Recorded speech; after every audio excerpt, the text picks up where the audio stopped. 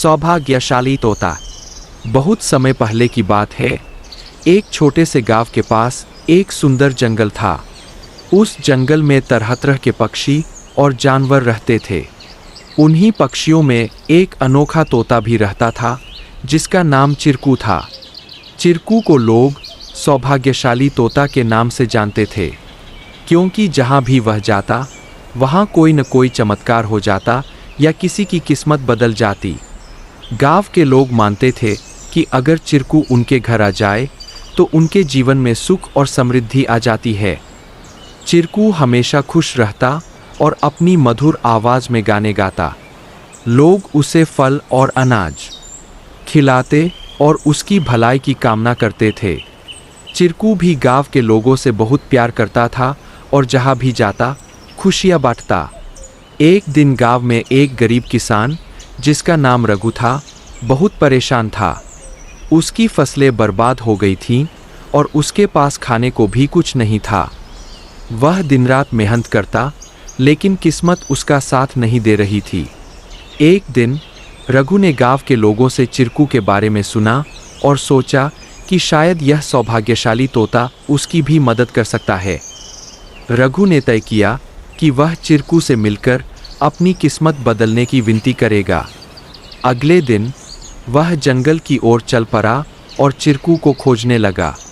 बहुत ढूंढने के बाद उसे चिरकू एक पेड़ की डाल पर बैठे हुए मिला। रघु ने बड़े ही आदर के साथ कहा। चिरकू ने रघु की बातें ध्यान से सुनी और उसकी आंखों में दया उमड़ आई। चिरकू ने अपनी चोंच में एक छोटी सी चमकती हुई पत्ती उठाई और रघु को देते हुए कहा, यह जादुई पत्ती है, इसे अपनी जेब में रख लो और जब तुम अपने खेत में काम करने जाओ तो यह पत्ती तुम्हारी किस्मत बदल देगी। रघु ने धन्यवाद कहा और वह पत्ती लेकर अपने घर लौट आया। अगले दिन वह अपने खेत में काम करने के लिए गया। जैसे ही उसने खेत में जुताई शुरू की, अचानक से बारिश होने लगी।